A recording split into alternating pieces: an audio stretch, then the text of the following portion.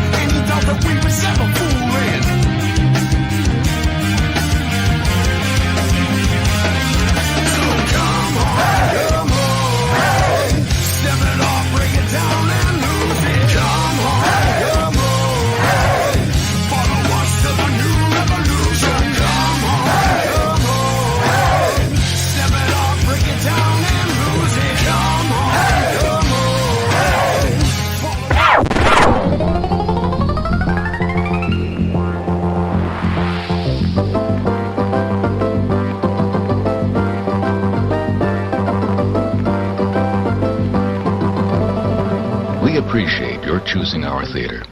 And to make this experience more enjoyable for everyone, we hope you'll refrain from talking during the show. Enjoy the movie. Thank you.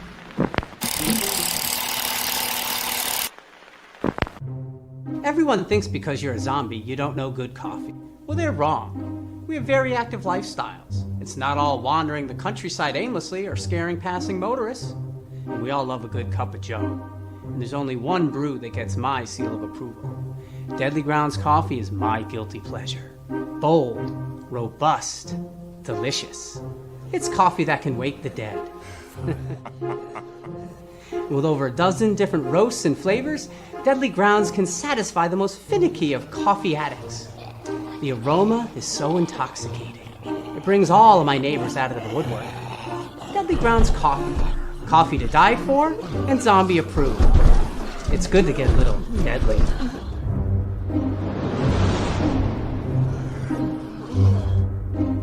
Use the front door! Oh, they're so disgusting. Hey, I hit my phone. What the hell? There we go. It's Wednesday, right? Yeah, happy Wednesday, everybody. My name's Leo. I'm on the keyboard here. You're watching Still He's Toking. already hitting the wrong fucking buttons. I know. We have a kick-ass show for you today. This is going to be an awesome one. But as always, Benjamin. What's happening, everybody? No. Sorry, I was laughing at Leo. We do. We have a kick-ass show tonight, man. Unfortunately, my other half that usually is here is on vacation, but better yet, you heard the voice in your head. We have the kick-ass Jar Jar in the house. Hello, and thank you once again for having me. Anytime. So, but not only do we have Jar Jar in the house, but we are super, super blessed, besides our amazing guest that we'll get to in a second, to have somebody that you probably would recognize from the past. She was our co-star Piper in episodes 1 and 2 of Toking with the Dead. Miss Ashley Grace is in the house with us tonight. Hey. Yeah, we need like one of those clapping things so everybody's like. Go wild. That's great. How was everyone? Nice. I'm doing good. Look at that. Yeah. And she still smiles all the time. Even after working with you. Right? Yeah. Like I said, it's been a while. We had a good break. No. But let's get right down to it, man. Our guest tonight is just a fucking amazing photographer. Okay, I've dubbed him the photographer to the stars because he's worked with so many people that I like melted my mind when I talked to him. But let's bring out Edward Dose.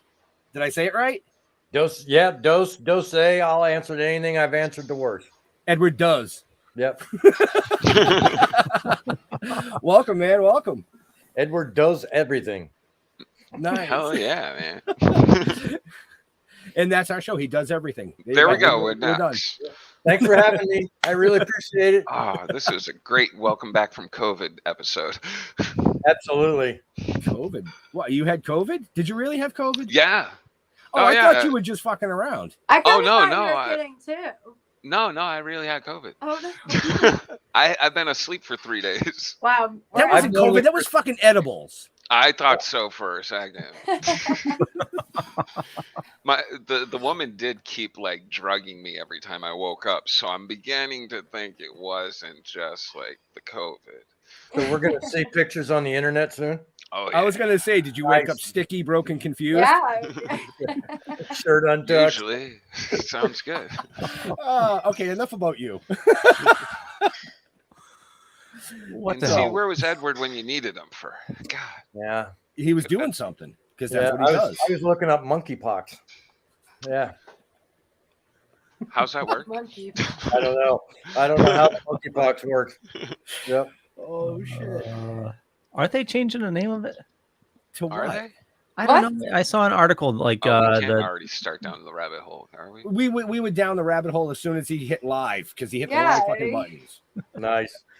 Yeah, I saw an article they're changing the name of it due to the It negative. offended the monkeys. It offended Poor monkeys. monkeys. Yeah. Probably. Monkeys. Yep. Right, Yeah. right. Well, So yes, anyway- Well, I hear Davy's still alive, isn't he?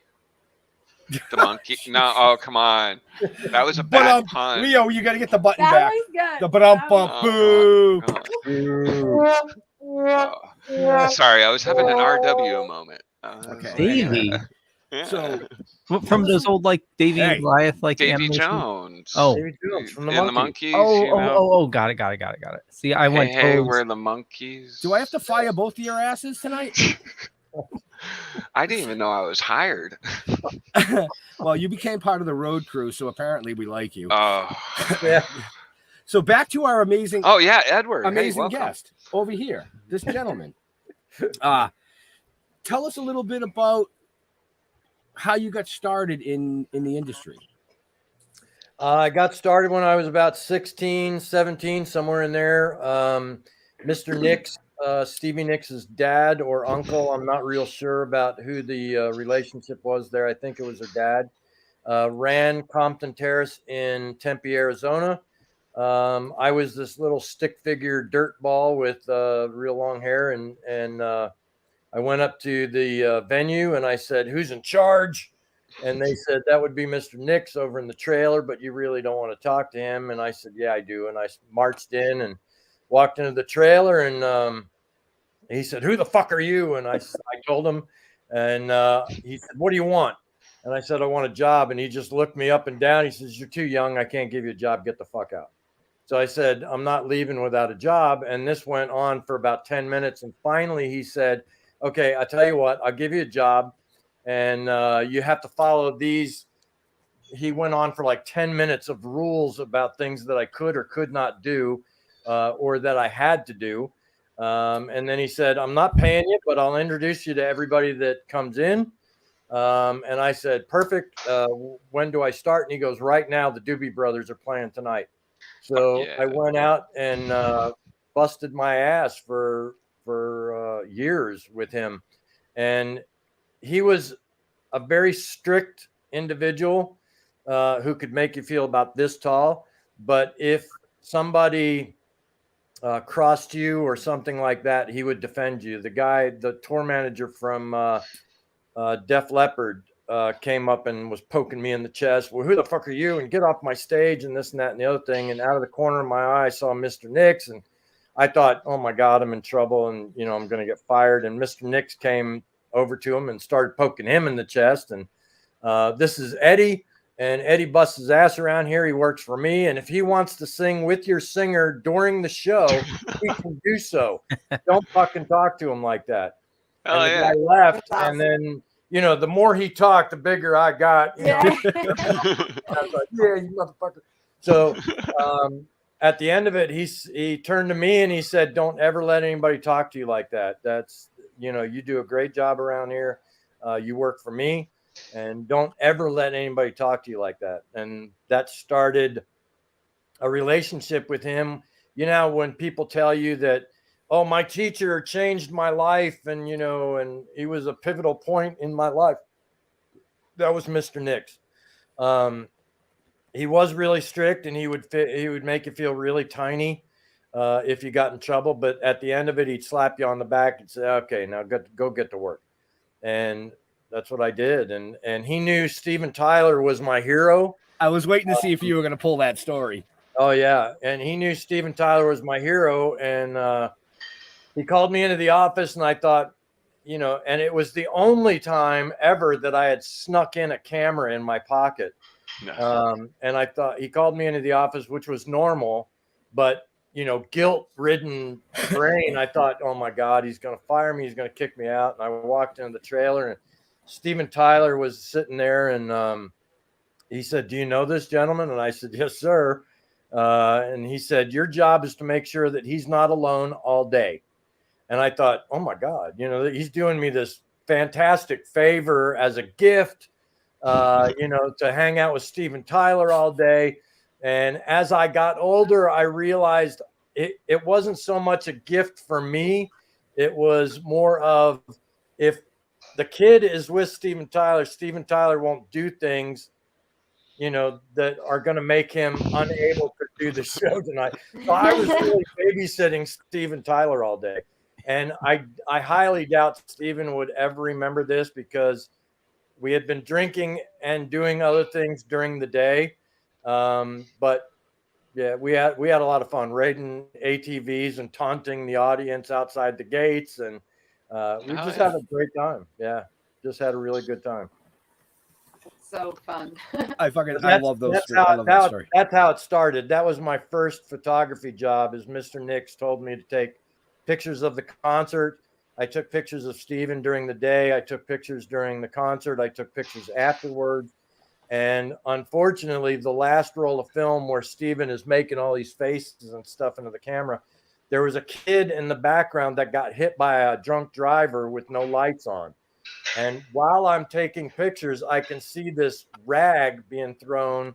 And I'm like, what the hell is that? But I kept taking pictures. And Steven got in the car. Okay, we'll see you at the hotel. Get in the car. And I walked over to see what all the commotion was. And this kid had been hit by a drunk driver. And the rag that was flying up in the air was the kid. So, being a conscious citizen I am, and stoned, I went across the street to see what was going on. The cops were there, and I told them, I said, I have pictures of this whole thing. The whole thing happening. I could see it in the camera. And you got to look past Steven's face, but you'll see it. Yeah. So they confiscated the film for evidence. And am I going to get it back? Yeah, you'll get it back. I never saw it again. No. Yeah. And so the kid actually lived. And several years after that, he contacted me. He said, hey, are you the one that took the pictures? And I said, yeah. He said, you made me a lot of money that day, because it was proof that, this guy was driving without his headlights on and so forth. And he won the case because he had been walking down the street and the car had hit him, and who was right, who was wrong kind of thing. And my pictures proved his point.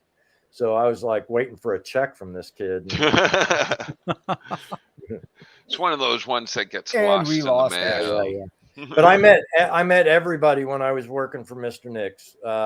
Steven Tyler, the Doobie Brothers, the Grateful Dead, Stevie Nicks herself, all these people, Alice Cooper, Robert Plant, Iron Maiden, Ronnie James Dio, everybody. And I have a really cool other story. I played soccer with Robert Plant. And let me tell you the story before you say that.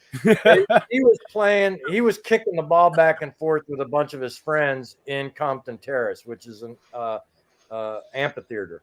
And the ball came to me, not on purpose, just by accident. And I kicked it back to Robert Plant. And that was me playing soccer with Robert Plant. So Yeah. That's so amazing. Hell yeah.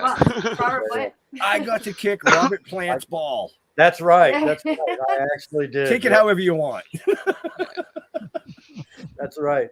And people like Eddie Van Halen and David Bowie and things like that, because Mr. Nicks would kind of pimp me out to the other venues that were in Phoenix, and he would call them and say, "Hey, I've got this guy," and they would send me over there, and and this was during high school, and none of my friends knew that I worked there, because that was one of the rules. Because if people knew you worked there, they'd want backstage passes and, this and that and the other thing. So that was one of the rules. So when my friends would say, "Hey, are you going to go see Ronnie James Dio?" I'd be like, "No, man, I'm going to miss it." And here I'm standing 15 feet away from them on the stage, watching the show. And my friends are out in the audience and they're like, "Oh, you missed a great show." I'm like, "Yeah, that sucks," but yeah. It was just one of the rules, and I didn't want to lose that job. So, I can see why.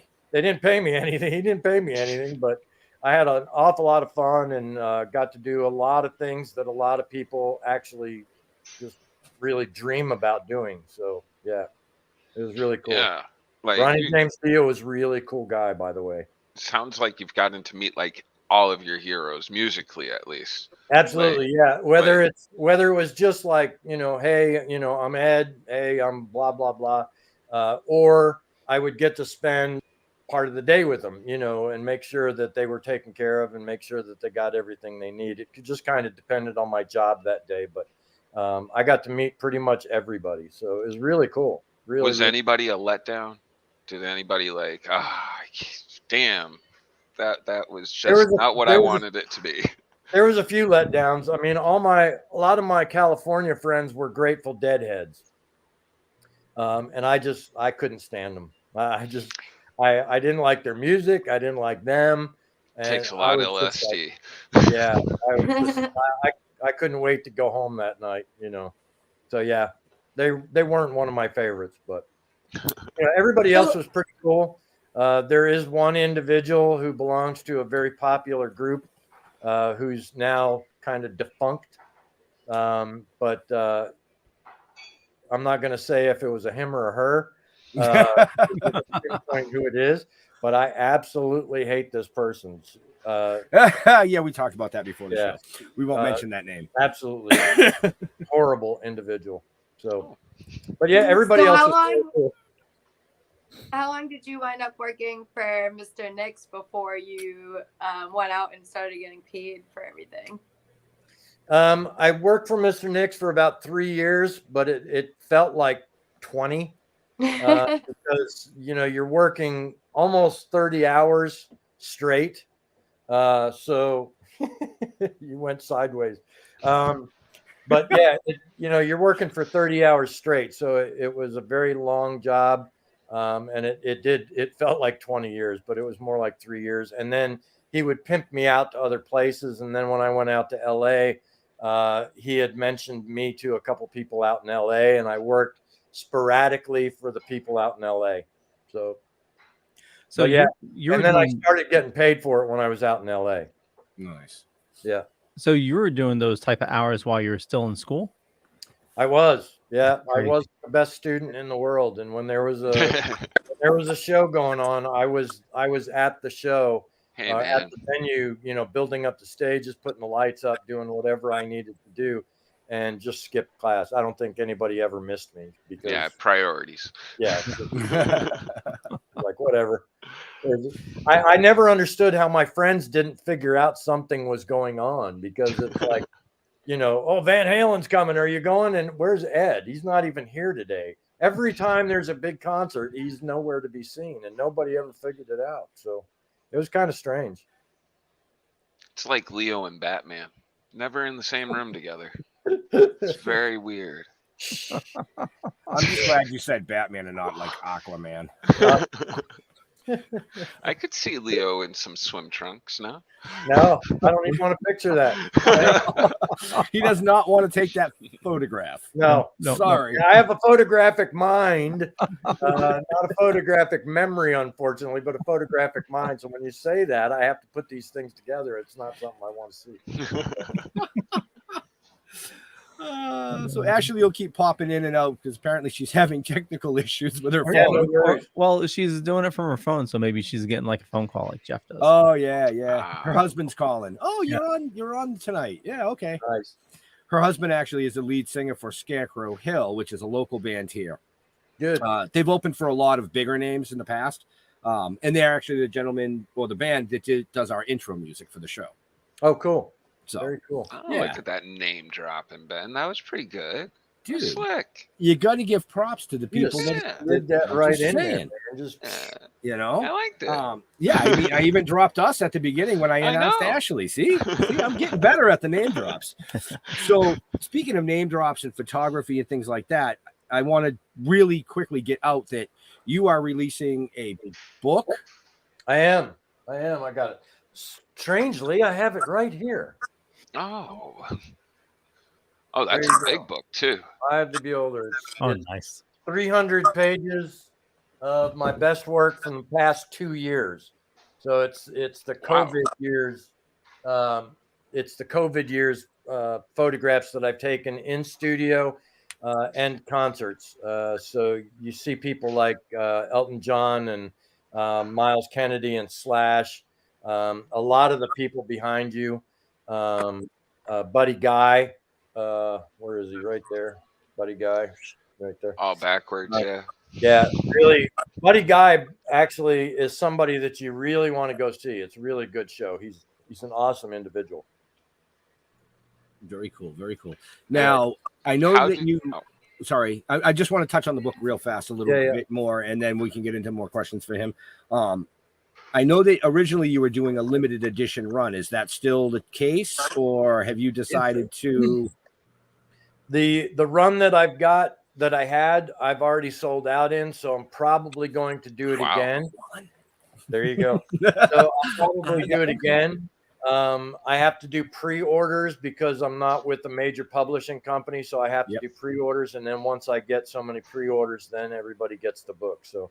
And I just had another printer do the book. So that cover that I showed you is going to be slightly different. But the first printer couldn't handle the 300-page glossy, and they screwed it up. So I got another printer. So right. Yeah. So everybody pre-order it, and then it'll go out. And like I said, it's 300 pages of my very best work from the last 2 years. So it's called it's called the COVID years. Nice. So it's a great book. It's got some really great people in it. Some of them are not famous yet, but I assure you that they will. There's several actors in there that are going to be very big names fairly shortly. Yep. Very cool. Now, since it's the COVID years, during COVID, how did you have to evolve? Because every business had to evolve, especially photography. Like, I also saw that you were doing podcasting as well. But. Yeah. So the studio, my studio is here at the house. And I wasn't a big COVID person. I didn't care, whatever. I thought it was all bullshit or mostly bullshit, that it was just a really bad flu. And I really didn't care. So I was busier during COVID than I have been 3 or 4 years prior to that. People were coming over to the studio all the time. And if they wanted me to wear a mask, I would, but I really didn't care. And I can't take pictures of models when they're wearing their masks. Oh, yeah. So, people are unmasked, and I've got fans and stuff in there, and everything was cleaned up and everything with, bleach and this and that and the other thing. But we all had fun, and nobody that I know of that came to the studio got COVID. We just had a good time. So, yeah, it's funny. I had COVID in December of 19, and I got to look at his picture. Remember who it is. What are you sparking there? I'll remember it in a second. But yeah, he gave me COVID. He's a real famous guitarist, but he's the one that gave me COVID. I took his picture and he paid me with COVID. Yeah, I was sick for like 2 weeks, and then I just got better. I just thought it was the flu, and that's what it feels like. Continued on with my life. So yeah. So how do you go about choosing the photos that you want to publish in your book? Because I'm sure you have more than just 300 photos. So how do you is it just you? Do you have like a team? No, it's all me. Yep. And my MO is if I shoot you during the afternoon, your pictures will be edited by that night, probably like 1 or 2 o'clock at night, because I've got so many shoots scheduled pretty much every day that if I don't edit them that day, they'll get lost. And the attention that I spend in the studio to lighting, to posing and things like that, there's not much that I have to do to edit the photographs. I just really lightly touch on them. If somebody comes in and they've got some acne or a scar or something like that, I'll Photoshop that. But other than that, I won't do Photoshop. But as far as choosing the picture, if I see a picture that talks to me, that really kind of jumps out at me like, oh my God, look at that picture. If I say that myself and I took the picture, it's going in the book. So it's, and it's hard to cut them down because there are some models who are really good at what they do. So much so that you've got, 30, 40 pictures that are just fantastic. And you're like, okay, I got to cut this down to one. And usually I put it on Facebook and say, okay, everybody, which one's your favorite one? And they kind of choose. And whoever gets the most votes, whichever one gets the most votes, that's the one I put in the book. That's how I chose the cover for the book, is everybody chose that 10-year-old girl. And they just loved that photograph. So that's how she got on the cover. You have a lot more trust in the public than I do. Right? Yeah. So Leo, they're the ones that are buying the book, right? Speaking of the book again, and up above and down below. Yes, Leo, where can they find out more about not only our amazing Jeremy did my job, our amazing guest, Jeremy, but for those that don't know how'd I do that? Because Ashley disappeared again. Yeah. So as Ben's trying to say, definitely check the show notes up above or down below, depending on where you're watching or listening to us. You can find all the links for our amazing artists right there. So Edward, and I know we have a couple ads to run real quick. Ashley, should I even let you back in? You keep on popping. I know. I'm sorry. I don't know. It's so annoying. But it's funny because it's entertaining. Before it puts me out, I can't hear anything, so I just watched all of you guys do very weird things. I'm like, what are they doing? We're miming. Nice. We're just miming. Right? Yeah, that's awesome. So you say you don't do that much Photoshop. Do you do majority Lightroom, or you just push everything through Photoshop and do like a quick contrast and whatnot? No, I do Lightroom. And like I said, I just kind of touch on things. There's very few things that I go crazy on. I just kind of touch on things because I want them really to be as real as possible, so they don't look fake.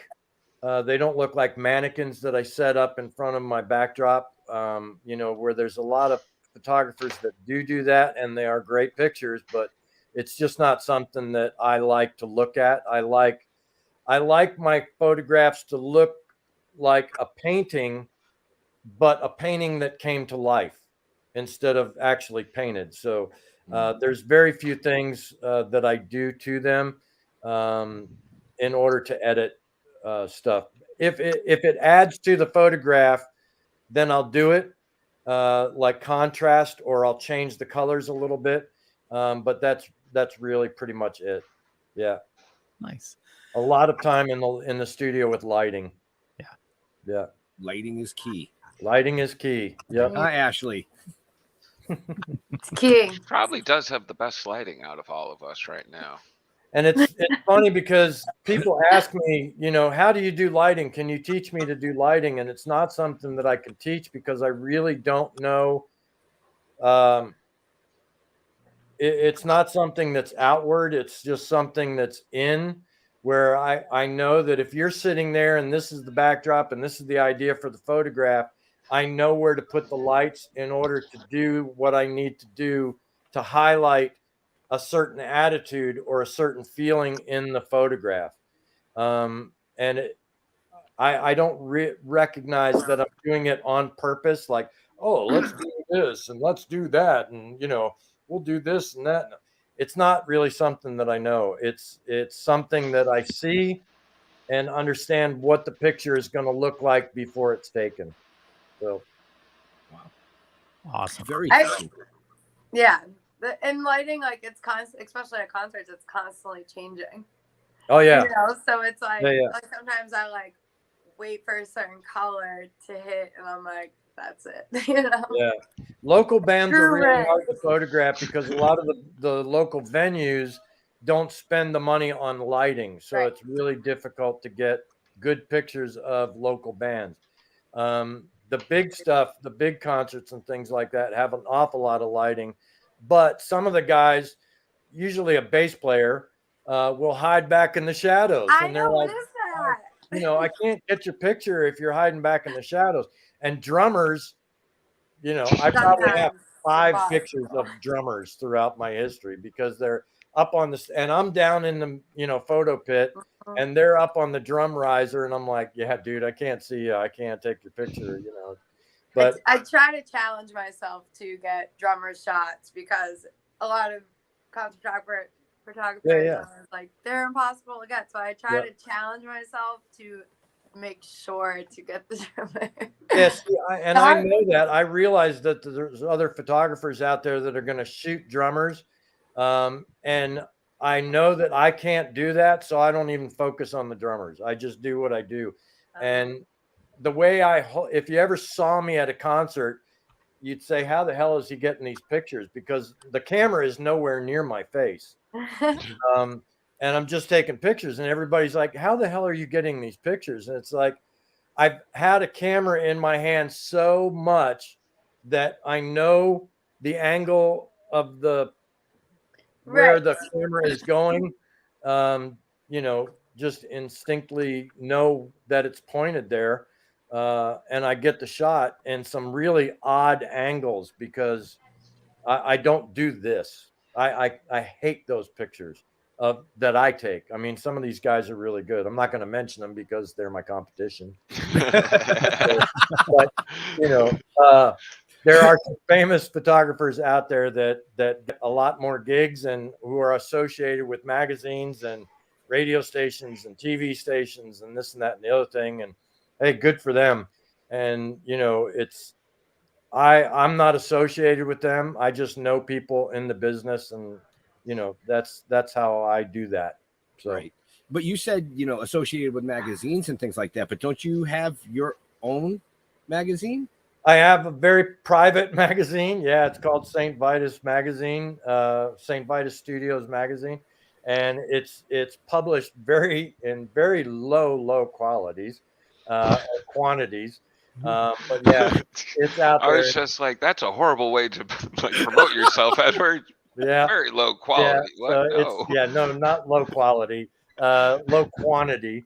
But yeah, it's out there, and it's just shared with very few people. So yeah, hopefully one day it'll be much bigger, and I'd really like it to be. I just need to get the advertising and everything in gear to be able to do that. Right. Yeah. But I'd also want input from other photographers around the world. And the magazine would not just be based on photographs. It would also be reviews. It would be, how do I get in touch with the tour bus, company to rent the tour bus, to go on tour? What are the best venues to go to? How do I negotiate payment for the venues? Right. Is it pay to play, or do I get paid, or, do I get a part of the door? How's that?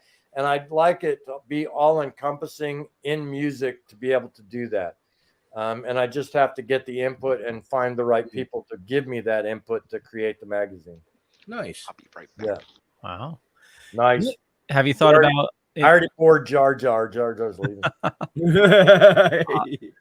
So I have a couple questions for you, but actually we have a couple ads we need to play. So coming August 27th and 28th, Maryland Pop and Horror Con.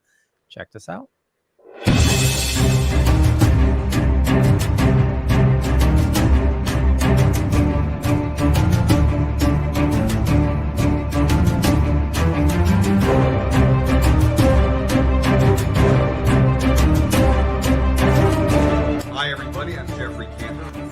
Daredevil and the Punisher. Spring has finally arrived, and that means summer cannot be far behind. And you know what I'm doing at the end of the summer? I'm going down to Maryland for the Pop and Horror Con, August 27th and 28th. I hope to see you there. It's going to be a great time.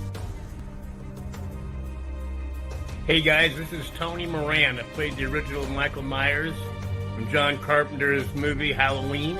I'm doing this great convention called the Maryland Pop and Horror Convention. Anyways, can't wait to see you guys.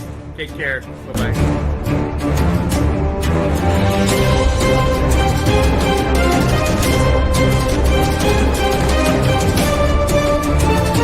Hey kids, George Lowe here, voice of TV's beloved Space Ghost. And you know what would be horrible and horrific and really scary? To miss Maryland Pop and Horror Con.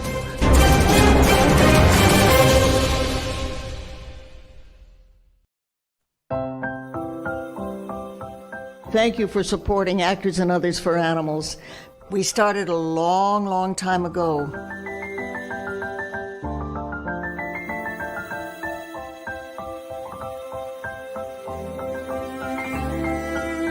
So when you find an organization like Actors and Others for Animals, it sort of unites all of those of us who want to pay back something for all the joy we get out of animals. Please keep up the good work. Believe me, it's deeply appreciated. And you can find more information about our awesome sponsors and our awesome guest up above or down below, depending on where you're watching or listening to us. Edward, you're talking about your magazine there, but have you thought about doing like an online course or something and like charging for, like a membership? That's a possibility as well. I really haven't looked at all the avenues. I would rather have it be in print. But you bring up a good point. There's a lot of people that do things online nowadays, like we're doing right now. Right. That's why he brought it up, because now he's thinking in his head, we are launching our own TV service soon. Oh, awesome. Yeah. Our own streaming service. Speaking of streaming, well, whatever. Bite me. It's not a secret. Are we streaming to the radio tonight by any chance? Yeah, we are. All right. So I'm going to give a shout out to all our listeners on WDDR Dead Dork Radio. Thanks for joining us there. Hey. That's another place we own. Yeah. I liked the motion you had with that, Ben. That was really good. Well, see, Jeff's not here tonight, so I'm kind of feeling out of place. My gummy partner. Like, usually he's all gummied out with his martini, you know? The woman doesn't let me smoke bongs in the kitchen, so dude, get rid of it. I have to smoke out on the 3 season. I still got little kids in the house. Oh no, I got fields out in the backyard. I ain't getting rid of it. But you make edibles, Jar Jar. I know. You don't need. I don't do the edibles. Edibles don't do shit for me. I smoke and fly. Edibles are like, I can eat like 20 of them and be like, I'll take a nice nap. Dude, edibles fucked me up. I would die if I ate. No way. I'll send you some, Ashley. What you really need to do here is you need to focus on making edibles in an underwear fashion. Remember edible underwear? Oh. There you go, man. Oh. There you Great go. idea. Wow. You can get high and eat pie. That's right. Yeah. That's right. Yep. And it's your catchphrase. We'll put God damn, Ben. every album. That is marketing That was genius. Leo, trademark that quick. Yeah, right. I'm not buying that domain. Edibles underwear. Right. Get your tidy whities right here. That's right. So Edward, what do you recommend for equipment wise? What do you use for a camera? Are you like a Canon guy, Nikon? What do you? I'm all Nikon. I'm trying to look into Hasselblad right now or Leica, but right now everything's in Nikon. If Hasselblad and Leica want to sponsor me, that'd be awesome. There you go. I'd really like that if you did that. But yeah, so everything's in Nikon right now. I have a Godox lighting system, which works great for me. A lot of people like Pro Photo, but hey, man, it costs too much money. So I'm just not going to spend that kind of money on this stuff. But Godox has worked perfectly for me. I've never had any problems with it. Now, what's Godox? Godox is just a lighting system. It's just the lighting canister company that does the strobe, all the strobes and stuff like that. They do soft boxes and a bunch of different things for lighting for studio photography. Very cool. All this lighting, of course, is for studio stuff. I don't use any lighting during the concerts at all. I don't use flash. Everything's without lighting on the concerts. Nice. Awesome. Yeah, even the local shows are just what they are. Right. The ISO is blown way out of proportion, but there's no lighting. You just have to pay attention to lighting during the shows, and okay, that light keeps doing this. Yeah. So you just have to time it just right and, get the shot. And hopefully, Alice Cooper is paying attention to you as soon as that light hits him and not, somebody off stage. So, yeah. So you mentioned Alice. You mentioned Alice Cooper quite a few times. I love Alice Cooper. I was going to say, do you have a favorite that you have shot? Alice Cooper was a lot of fun. My favorite person to shoot was actually Elton John. I'm not a huge big Elton John fan. I listen to 4, 5, maybe 6 songs of his, just like everybody else does, when you're trying to make out with some girl. But that's pretty much it as far as my experience with Elton John. But when he came to Tacoma Dome and I was shooting him, I swear to God, I thought I was the only one in that arena, because he was playing so much with me during that show that I thought, there are people right behind me that just spent $10,000 a seat, for a ticket, and he's paying attention to me. And that was really special for me. I love the guy, very sweet, very nice man. Yeah, I really appreciated a lot of what he said and what he did for me during that show. Yeah. Very cool. So cool. Yeah. Yeah, he's a character. He's really funny, which I didn't think he was. I didn't know what I thought, but when you think of Elton John, you don't really think of funny. It's Sir Elton John, so I'm thinking he's like, hey, bring me my tea. Ho, ho, ho. Well, not like that. It's probably more, ho, ho, ho, bring me my tea. That's right. One pinky, one pinky up. Oh, hello. How are you doing today? Thank you so much for coming to the show. I so appreciate it. Take my picture. He's a really cool guy. I liked Alice Cooper because he gave me the face that you would think Alice Cooper, the character, would give you, like, I'm going to eat your children. And I just thought that was really cool. I really did. That persona of that, and I kind of wish that Alice Cooper would have passed along the torch to someone else that sang and really liked Alice Cooper's songs, and would kind of pass the torch to them and say, okay, this is Alice Cooper, it's like, and say, okay, this is the new Alice Cooper, and it would continue on. Like, I think Gene Simmons said that they're going to try to do that, I guess. No kidding. From what I heard, yeah. Wow. That would make sense, since they're such, like, even for Alice Cooper, since they're like such a showman kind of band. Right. Like, it's kind of like Jason Queen and stuff. Yeah. It's kind of like Jason from the Friday the 13th. Yeah. It's more of a. It's just more of a continuation of what's going on, but Right. he didn't do that. I kind of wish that he did do that. But it would make sense because you could have those songs, somebody playing those songs yeah, forever. yeah, exactly. And a So- lot of people would enjoy it. Yeah. The only thing that I really didn't not that I didn't appreciate it or not, but the last time Alice Cooper played, Buck Cherry played with them. And Buck Cherry is a great band, but a lot of people my age would bring their little kids Oh yeah. to go see Alice Cooper. And Buck Cherry is not a PG. No, No. no, show. they're like our show. Yeah. They're like Yeah. this show here. Yeah.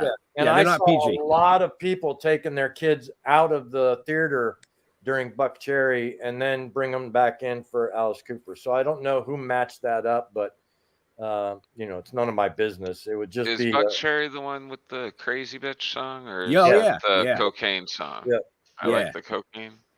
I love the Yeah. cocaine. yeah. I don't know. I don't listen to Buck Cherry. I know they did a great show. There's a couple songs that I do listen to, but it's not one of the bands on my Spotify list. That I listen to. They're on mine, so if they're watching, they can come on anytime. Yeah. They are My really husband nice got rid of guys. Ashley I really for did them. enjoy meeting them, and they are really nice guys, and they are very professional, and they put on a great show. It's just a matter of Right. I'm more old school, so Yeah. I Oh, mean, actually, since you've been to all, in your opinion, what was the best show the best show ever that I've ever that been you've to. done? Like, because music wise, not shooting the person wise, but like musically, like who puts on the best show? I would have to say Queen. Queen, I mean, is undeniable. Great show anywhere. I mean, the performance of Queen is just stratospheres above anybody else. Van Halen in the great days of Van Halen put on a great show. David Bowie put on a great show. I went to the US Festival in '83, and I thought that whole thing was great. And I was on a lot of different things, so it could have been me, but I really liked that show. It was great. And when the UFO came down at the end and for Van Halen, I thought, oh my God, we're being invaded. What the fuck? And it took me like way longer than it needed to for me to realize, oh yeah, there's a helicopter up there. So yeah, kind of unusual. But yeah, David Lee Roth is I've met him several times, David Lee Roth, and he's like a poster child for ADD. I mean, he's just like all over the place. Like, put your speakers up against your body and let me vibrate through, and he's just like, oh my God, is this guy ever going to stop? You kind of want to throw a Quaalude in his mouth while he's talking just to shut him up.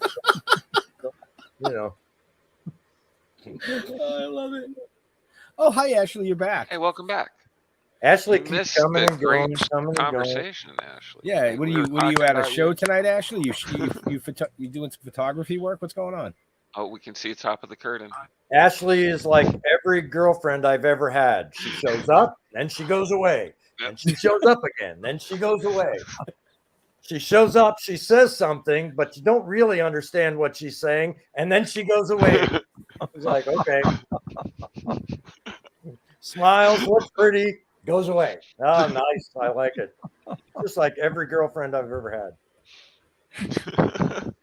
I'm messing. Yeah, look at that. Oh, we've lost complete. I'm so innocent. Yeah. Yeah, I think she lost her audio. Nice. Oh, well, that's good. She didn't hear anything I said. I'm good. Oh no, she can hear you. Oh, nice. Oh, she goes. I Oh can't. no, she can't hear. In here, so I don't know. Hear So us. we can say whatever. You're doing okay. So Ed, what made you think to do the podcasting with there was 3 or 4 that I saw. I didn't know if there was more than that. The podcasting, yeah, I did had a 4 or few. 5 of them, I think. But the reason that I did those is because there's a lot of local bands and a lot of artists and entertainers, actors, things like that during COVID were losing hope about what they were going to be doing for their lives. And, they were trying to search for things that, should I continue doing what I'm doing? And it was really bothering me that COVID, this mythical creature, COVID, or not mythical, but this, Goliath thing was taking over people's lives in such a way that they were getting so depressed that people were fucking killing themselves because I want to be an actor, but I can't be an actor because COVID. And I want to be a singer, but I can't go do venues because of COVID. And, what am I going to do? Flip burgers or, vacuum homes, or what am I going to do? And it was really kind of pissing me off. So what I tried to do is I tried to get individuals to talk about the troubles that they had in their experience of life in their professions, and saying, we all have problems. We all have these hurdles that we have to go over. And, even though they're hurdles and some of them are bigger and some of them are smaller, you need to hang in there and keep doing what you're doing, because this too shall pass, kind of thing. And just continue doing it.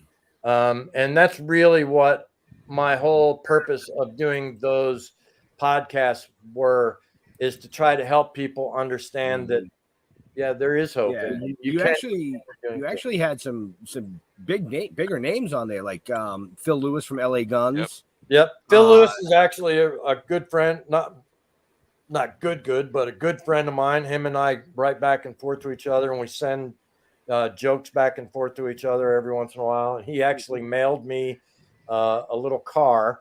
And then because of my other company that I restore automobiles, I sent him back the same exact car, brand new. And he was like, you did this to my car? And I'm like, no, it was brand new. So it's kind of funny. We send, each other videos and stuff like that. And just to give a heads up, LA Guns, Phil Lewis is the singer for LA Guns, and LA Guns is out on tour right now.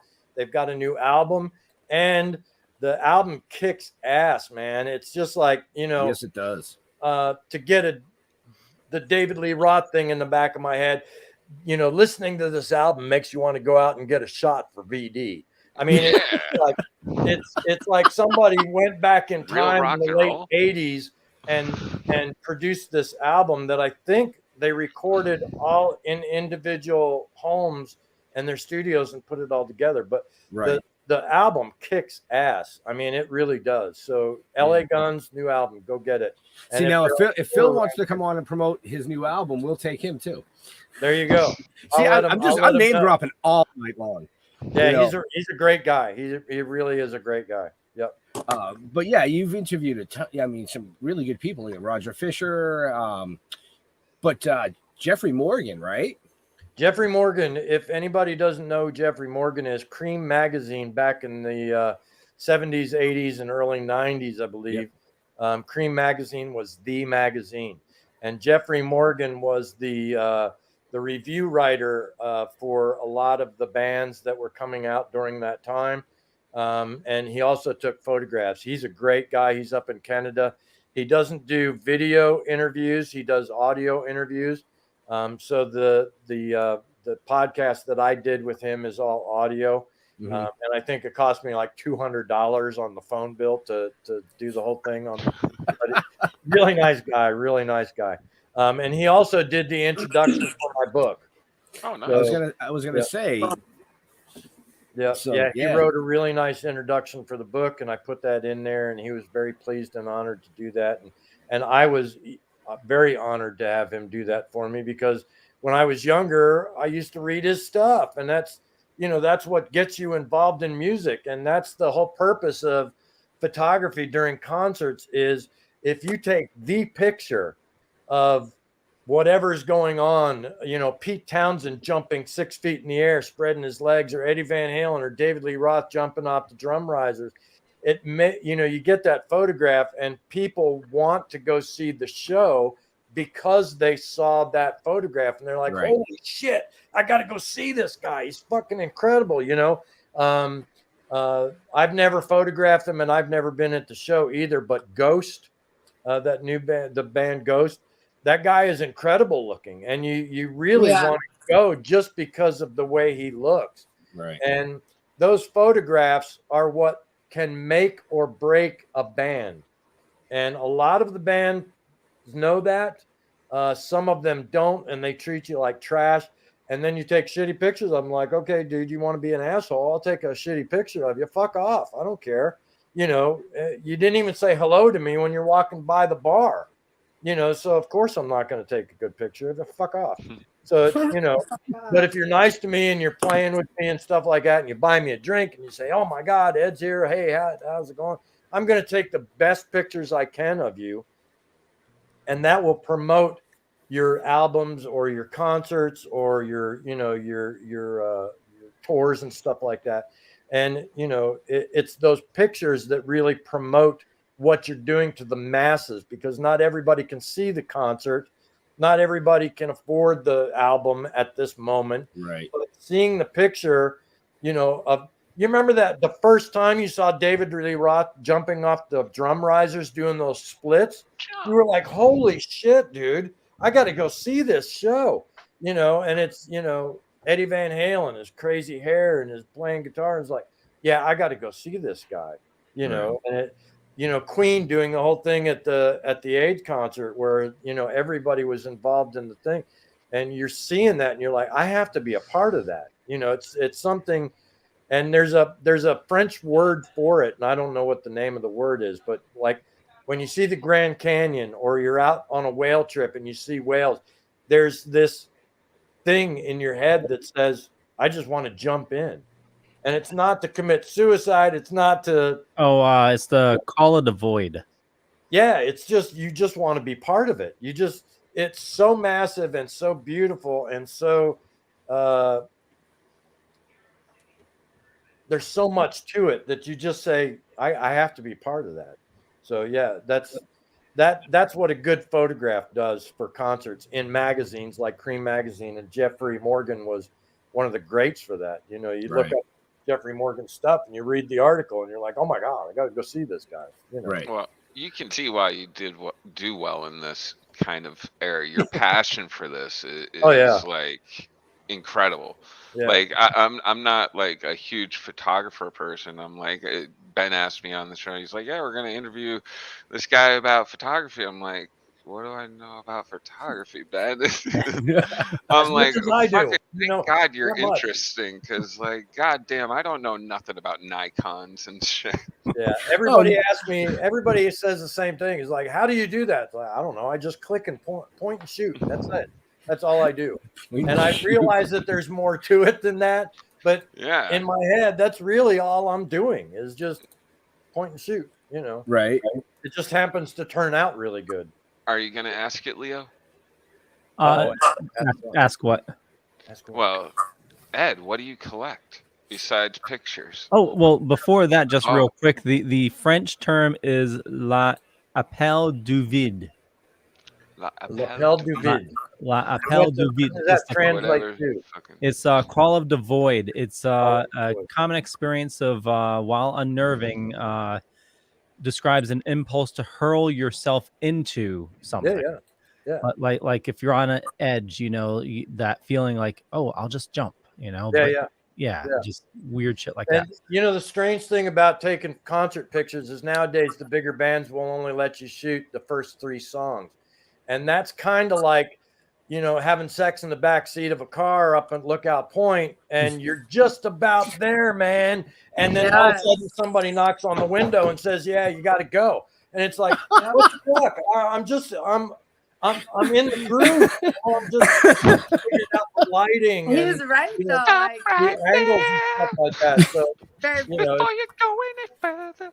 For me, I usually only get the first 3 songs, but I'm like, and some venues around here are cool. Like I can have my camera out in the venue and run through the crowd. But exactly, I'm like the first 3 songs, the first 2 songs, usually the lights are shit. Yeah, because everybody's used to what they're doing. Yeah. Totally, and it's like, just the tip. It's exactly, torture. just the tip. Yeah, it's not even the tip, man. She's just got her hand on you and she's ready to go. And it's like, get out. You know, somebody's knocking on the door. So, you know, flashlight in my eye, and the guy says, you know, on your way, boy. So I have been out of concerts during photo shoots. I have been. The Gorillas have said, yeah, you need to go.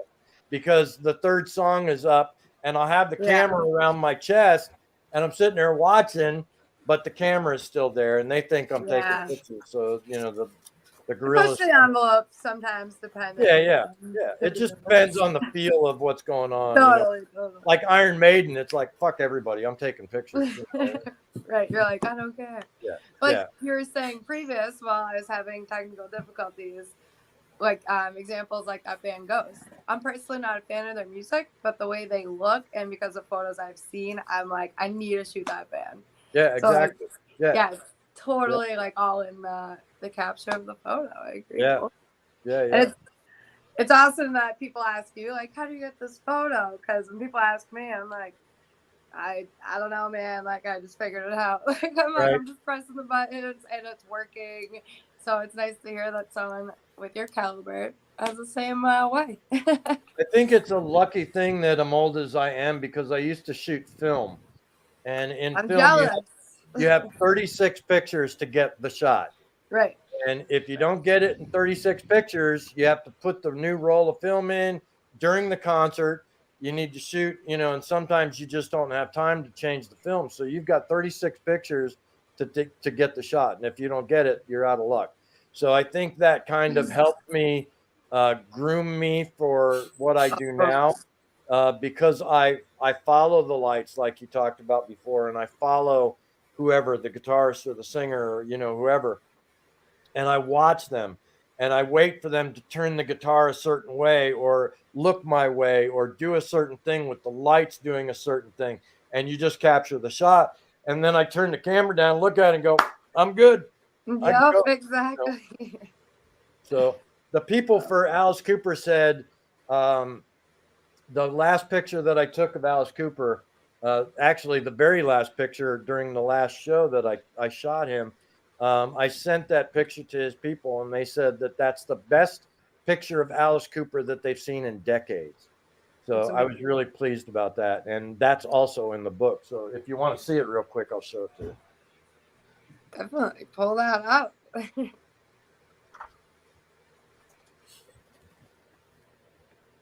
Wow. Yeah, that's a great picture. Yeah. Which was really cool, because there's a couple things that I did on purpose on that photograph. I waited for him to exhale. And there's a reason for that, because as we get older, everybody knows the tummy doesn't always act the way you want it to. So he was sitting back, kind of leaning back a little bit. He exhaled, and I took the shot. And that's what came out. And he looks like he did when he was 30 years old. It's just right. Yeah, it's a really cool shot. It's actually very huge in my house. So when you walk up the steps, the first thing you see is Alice Cooper looking at you. So nice. So what Jeremy was asking earlier. So one thing that we like to ask is, what do you, besides photography, what do you dork out about? Is there something like, do you collect something? Do you like, do you like favor like history or build models, or, what's something unique that you just, obsessive over or dork out about? It changes. I went to Harvard University for a little while. I didn't graduate from Harvard, so don't get too excited. I went to Harvard University, and when I was there, I studied international business, and I audited quantum electrodynamics classes. And I was really into QED, quantum electrodynamics, for a really long time. I still read about it every once in a while, but not as much as I did.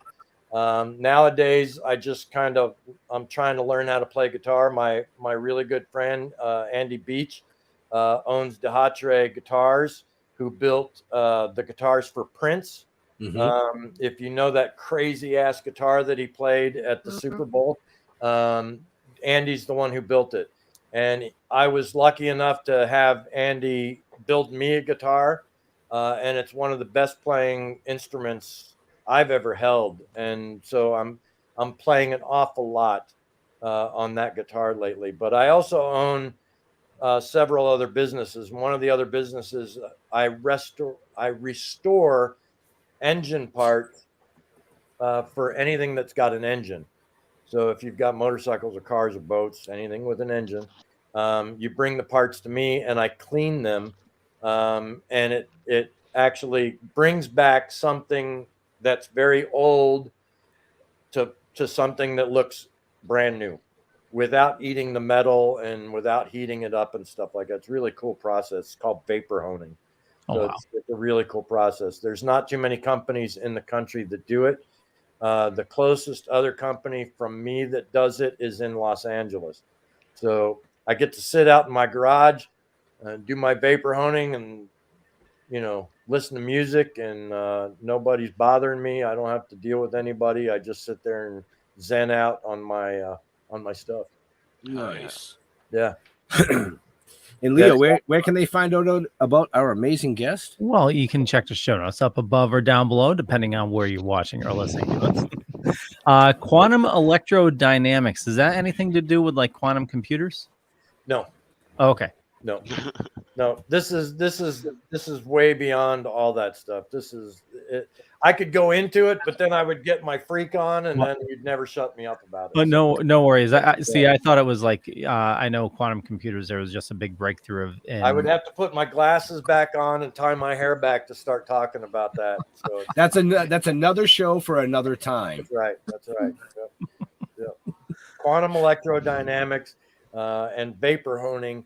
There's actually a little bit of similarities in both of those, very minutely, but it's kind of amazing.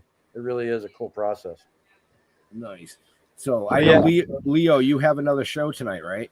And on the next episode of QED. QED, what's that stand for? So we've got about 5 minutes left. Awesome. Of this show, because our great producer has another show that he kicks off at 9, and we got to give him at least a half an hour. Otherwise, he's going to launch it as our show again. Nice. I'll just stay on as a visitor. Right?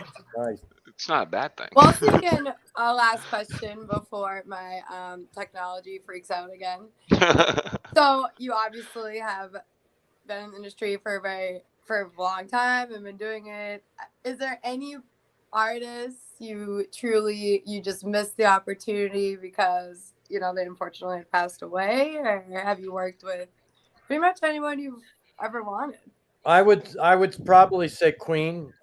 Freddie Mercury is somebody that I did not get to shoot, and I really wish that I could have done that. Keith Moon, I wish I would have gotten to shoot him because he was just everywhere. Led Zeppelin in their heyday, that would have been mind blowing. It really would have been. And hopefully, when Robert Plant comes to Seattle, I'm hoping to get photo passes for doing that. So, Robert, if you're listening, I want to take your picture, man. I played soccer with you, dude. Don't put me down. I kicked your ball. He'll kick your ball, dude. He'll kick you in the other one if he doesn't get his photo pass. That's right. Yeah, if you guys have any quick questions or anything.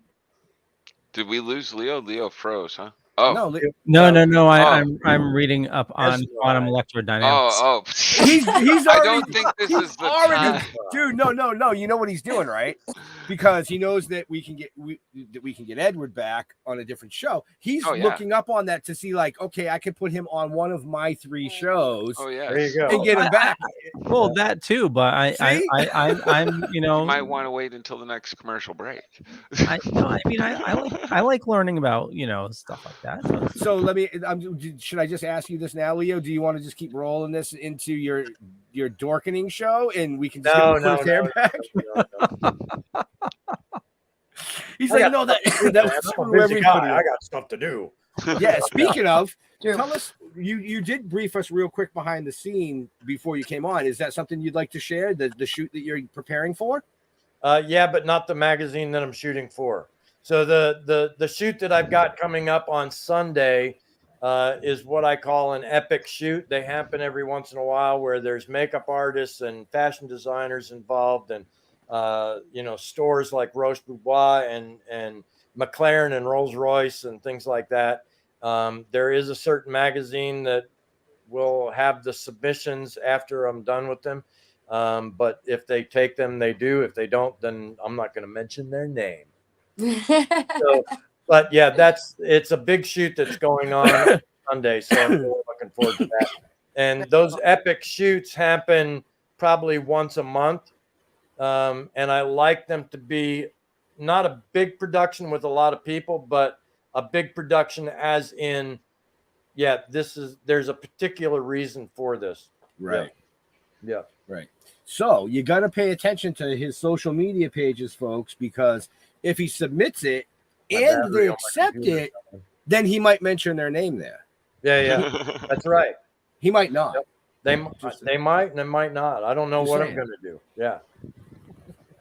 So we're getting close to that time. Last questions, last comments. Yeah, my battery on my computer's dying. I mean, I could sit here and ask you questions for hours, so we're good. you're more than welcome to call, Ashley. I'll We'll talk to you anytime you need to. Well, I'll end it with one question here for like personal knowledge. Since I just bought a new camera, what are your thoughts on? I got this mainly for video. What are your thoughts on Lumix? Oh, that's shit. I really, to be honest, I don't know anything about Lumix. I've never worked with it. I don't know anything about it. Okay. Yeah. I'm not the right. That was the nice way of saying what Jeremy said fast. I don't know anything about it. And his answer is actually my answer. I have no idea about it. Yeah. I just don't know. Sorry. Yeah. Honestly, nowadays, your best bet is a tutorial. Really is. You can learn a lot. You really can. You can learn an awful lot. I mean, the house that I'm living in, I think, was built on a YouTube video. So it's perfect. You can learn anything on YouTube. Yeah. Secret ingredient to Coca-Cola. You can't find that out. But everything else, yeah, you can find it. You need to neuter your dog? Find a YouTube video. You too can do this. Yeah. Right. Just snip. Oh, no, not there. That's right. Leo. Oh, God. Betty White would be very pleased. Yes. Yeah. Well, on that note, I want to thank everybody for watching this fine evening. Definitely check out our awesome guests, which is shown us up above or down below, depending on where you're watching or listening to us. And like Ben said, you could even listen to us on Dead Dork Radio. So you can find those links in the show notes up above or down below to learn more about that. For me, my name's Leo Pond. I run a little thing called the Dorkening Podcast Network. We got about 40 shows on the network. There's a ton of awesome people doing a ton of awesome stuff.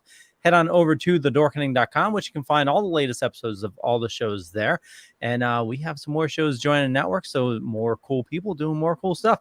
So with that, Edward, where do you like people interacting with you on social media? Are you more Facebook, Instagram, Twitter? What do you use? Facebook and Instagram, both. The Facebook is just Edward Dose on Facebook. Instagram is dose.photo. And that's my Instagram. Those are the two main things. And then you can look up the webpage, which is Edward Dose Photography, all one word, edwarddosphotography.com. And you can see pretty much all my work from the last 3 years on there, I believe. So everything's online. But yeah, Facebook is on there. Be cautious because I don't have a filter on my mouth on Facebook. So, Awesome. And you can find those links up above or down below. Ashley, same question. Same question. I love Instagram. I'm definitely on Instagram. That's, people can't say words much there, so it's good. So mine's a.grace.photography.3. That's my Instagram. Also, you can find me on Facebook, A-Grace Photography, or agracephotography.com. That's me. Which are also in the show notes up above or down below. Right. See that, Ashley? We even added your links to the show notes tonight. I did notice that. Jar Jar. Just hit up Comic Book Lovers Buy, Sell, Trade, and Auction on Facebook. You can talk to me on Facebook. I might answer, I might not. Okay, Benjamin. Oh, shit. So you can go to stilltoking.com to find out everything about us, from the comic books to the TV series to these amazing shows. They're all archived in video there for you, so you can check out past episodes, or you can go back and rewatch this one if it was your favorite. Want to thank Ashley for coming out tonight and hanging out with us. We miss you. Thank you. Jar Jar, as always, it was a pleasure having you on, brother. To our amazing guest, Edward, man, just keep pushing the button. Keep pushing the button. That's all I'm going to say.